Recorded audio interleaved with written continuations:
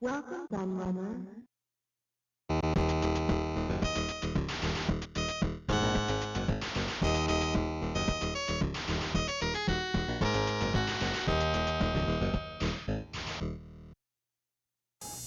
Watch it! You are about to embark upon a new video game adventure! Zowie Games, Pecanland Mall. Enter at your own risk. Unlimited fun within. Told you so. Fun is on the rampage. Unlimited video game sales and rentals too. Zowie Games, Pecanland Mall. The ultimate video game adventure. Accept the challenge. Back in the days before the internet took over, box art was a really important part of any game. When you walked into your local game store, it could often be the deciding factor in whether you took that game to the checkout or not. I lost count of how many times I heard the phrase, "this one looks good," from my own mouth as much as others back then. Also, when the box art was really bad, the sales of the games were often just as awful, leaving these titles to become bargain bin fodder hidden in the dark corners of your local stores. So it really was worth paying for a proficient artist. This list celebrates the worst of the worst, those pieces of artwork that were drawn by primary school children, the ones that were recollected from the artist's worst nightmares, and the ones that make you think they must have been on some sort of hardcore drugs to even come up with them in the first place. These abominations cross the ages from the early days of 8-bit micros to the modern era of the PlayStation generation, showing that even as graphics improved, the hand of the artist often didn't. So sit back, put on your specs, and prepare yourself for a good laugh as you marvel at this virtual gallery of gigglesome garbage. Let's just go ahead and get this one out of the way first. Go to Google and search for bad box art, and this is the one that makes every single list. It has to be the most famous example out there. What makes this one most staggering though is not how badly drawn it is, it's that this was a really high profile game, released by a huge company in Capcom on the most popular game system in the Japanese and North American markets at that time, the NES. It really does beg a belief that something this tragic managed to get through any sort of quality control at a company like that and make it onto retail shelves. It's also quite surprising to learn that a couple of the other Mega Man releases for the NES also featured some pretty terrible artwork, most notably the European version of Mega Man 4, which looks like a page taken out of a preschool colouring book. Mega Man on the NES is far too obvious to make the number one spot, but more than terrible enough to make the list. Another staple of these lists is Pro Wrestling for the Sega Master System, a cover that is confusing as it is crap. You have a poorly drawn image of a wrestler in the bottom left hand corner who appears to be grappling his own head. I mean, why? Why the hell would he do that? Surely if his head had been removed he would be dead and there'd be blood everywhere, yet look at that lovely blonde beard, not a speck.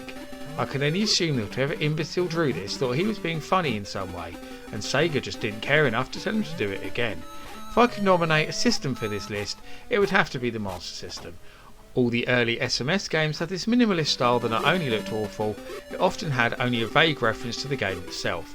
Take a look at Action Fighter, Zillion, Black Belt and F-16 Fighter for more equally terrible examples in the 8-bit Sega console. It's also worth noting that the game wasn't very good either, so at least you knew what to expect, I suppose. Ah, the Wii, the king of shovelware and a veritable goldmine for bad box art because of it. The lack of quality control on Nintendo's biggest selling home console is almost breathtaking. If a company felt they could make a game out of something, they generally did, and in the process kept many a bargain bin full for several years to come. Those of you who aren't from the UK probably won't have a clue who this Cheggers fellow is. Well, this is a guy who was once a hugely popular children's TV presenter, but then got a bit hard on his luck when he fell out of favour and resorted to doing just about anything, including a fully naked game show. Thankfully, Cheggers Todger doesn't feature in this game, or we might have some very interesting uses of the Wiimote featured. The box for this atrocity makes Cheggers look like he has a horrible disease. In fact, maybe he has, because that definitely looks like the curtain to a hospital ward in the background. Get well soon, Cheggers. Actually, maybe not if this game is anything to go by. By the late 80s, Atari's best-selling 2600 VCS console had got very long in the tooth, having first appeared in 1977. But they managed to keep finding new ways to shift units and squeeze a bit more money out of it. The main tactic seemed to be to sell as cheap as possible, and once they started bundling a 32-in-1 cartridge with the system, it seemed to be even better value for money. I mean, 32 games on one cartridge, pretty much unheard of back then. For those who already owned the system, they did a limited release of the cartridge in a box, but took more than a few liberties with the way they did it. One main issue here is not them getting a bunch of school kids to draw it for them, it's how amazingly misleading it is. The first thing you notice is that none other than Mario and Luigi themselves appear on it. Now the original Mario Brothers did appear on the 2600, but it's not this cartridge. The other drawings could be associated to pretty much anything, however, leading us to believe that whoever drew this never took the time to actually play any of the games on it. Now there are plenty of bad examples of artwork from the early days of the ZX Spectrum, but it can often be excused somewhat. One-man teams making their own games and often drawing their own artwork, with nothing more to help them than a pack of colouring pencils they stole from the school. But when I was researching this video, one game really stood out, the misleadingly named Bloody by a Spanish company called PJ Soft. A hand-drawn affair like many before it, you have this weird psychotic looking cat who appears to be chomping on some pills, a hypodermic needle, and a doctor who looks like he has a toilet brush in his hand. I'm not sure what the cat has against this guy, but it must be pretty serious with all those dangerous drugs just lying around. What makes this even stranger is the game bears no resemblance to this image at all. It's just a generic flick screen arcade adventure starring a character who looks like Alf, remember him? And some abysmal sound effects. Bloody's cover is a most peculiar affair indeed. Much like the aforementioned Wii, the DS is another Nintendo machine with more than its fair share of shovelware, so you'd expect to find plenty of great examples for a list such as this. For some reason though, this one really jumped out of the crowd for me. I don't know if it's the horribly smug character adorning the box, who for some reason actually has to tell us what his job is, in case we're too stupid to work it out, or the fact that he has his back turned to the actual runway, where two planes are currently on a collision course that can only end in a huge loss of life. This grinning idiot is clearly more concerned about giving us a thumbs up to buy this terrible game than doing the actual job he's supposed to be promoting. I'm an air traffic controller, he proudly proclaims. Well, you will be an unemployed one very soon if you don't turn around and actually practice what you preach. No other cover on this list may be quite as angry as this one, and the game sucks just as much as this guy's employment record. The rest of the world called Sega's best-selling console the Mega Drive, and the rest of the world also called this game Super League Baseball. But the Americans got a special name for their version of this game, based on the country's so-called favourite pastime. I'm not really sure who this Tommy Lasorda guy is, neither do I really care, but he must have been a pretty big deal to get his own video game. It's just a shame that when Sega approached him to get involved, he was clearly a very sick man. As on this cover, he clearly appears to be suffering from some sort of dementia. Poor old Tommy is just one more take off dribbling down his chin, and the poor bastard is also about to be hit in the face with a baseball. I guess he's so out of it that he didn't even see it coming. Sega's artwork for the Mega Drive and Genesis was usually so good, so this one really stuck out like a sore thumb. Mind you, it's not a very good game either, so maybe they didn't think it mattered. Well, it mattered to us, goddammit. What the hell? Who on earth are the 7 clever boys? Did I miss something? Are we not allowed to call them the 7 dwarfs anymore? Is this the politically correct world we live in now? You have to completely change the titles of popular fairy tales in case they insult somebody. Once you finally manage to get away from the ludicrous title of this game, you're faced with one of the creepiest images you'll ever see.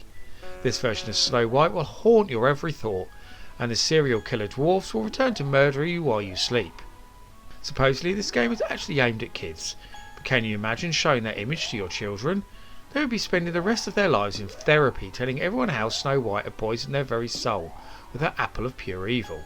Phoenix Software produced some truly terrible box art for most of their games, but this one really does take the biscuit. The stuff of nightmares that you definitely won't forget for a very long time. Okay, you at the back, stop sniggering. I said stop laughing. And don't you join in too. Come on, it's really not that funny. No, it's not. It's just a game for the Commodore 64 called Cock In. Oh, hang on. I guess it really is that funny. As you were, everyone. I mean, what the blue blazes were they thinking? Did they not even read the title of this game back? Was it just picked out of a hat? Who knows? But what we do know is that it has to be without doubt the most amusingly named video game ever. The utterly bizarre artwork just compounds the matter too, although with a title like that it most definitely could have been worse. We appear to have some very camp guy from the Jersey Shore trying to fist bump his girlfriend from art school while she hands him what I can only assume is a testicle. Oh, and I forgot to mention there is also a fish biting her arm. It makes no sense at all, and the game isn't a whole lot better either. In it you play as a chicken trying to eat food and lay eggs. So this one's just weird all round, I guess. And here we have it. The worst piece of box art ever conceived for a video game. Well, in my opinion anyway. And this one really is a beauty. The Dragon 32 was a rubbish 8-bit computer that was based on the TRS-80, produced in Port Talbot, Wales, and had some particularly weird graphics modes that usually made everything look very green. After some initial success, it was quickly forgotten about, but this Star Trek game is often held as one of its best titles. But as good as the game is, the artwork that adorned it is 100 times worse. So here we have Captain Kirk, check, Mr. Spock, check, the Starship Enterprise, check, the Final Frontier, check, and Disco. What? Well, from the shapes that the crew are busting, there definitely appears to be some sort of party going on up there on the bridge. James T. Kirk himself appears to be either off his face in a rave or suffering from some sort of really bad diarrhea. His Vulcan friend is either pointing him to the toilet or starting to do the moves from Saturday Night Fever. A travesty of the worst kind, made even more atrocious by turning Captain Kirk into a ginger. And that concludes my top 10 list of the worst box art ever. Let me know if you agree with my entries, and I'd love to see you link some of your own. I'm sure there are plenty more out there that I missed on this list, and I'd love to see them. But before I go, I must thank all of my loyal patrons for continuing to support my channel and make videos like this possible. However, I must give special thanks to the following patrons in particular for their much appreciated pledges: Mitchell Valentino, James Taylor, Neptune, Chaotic, Seth Robinson, Carl Olsen, and DOS Gamerman.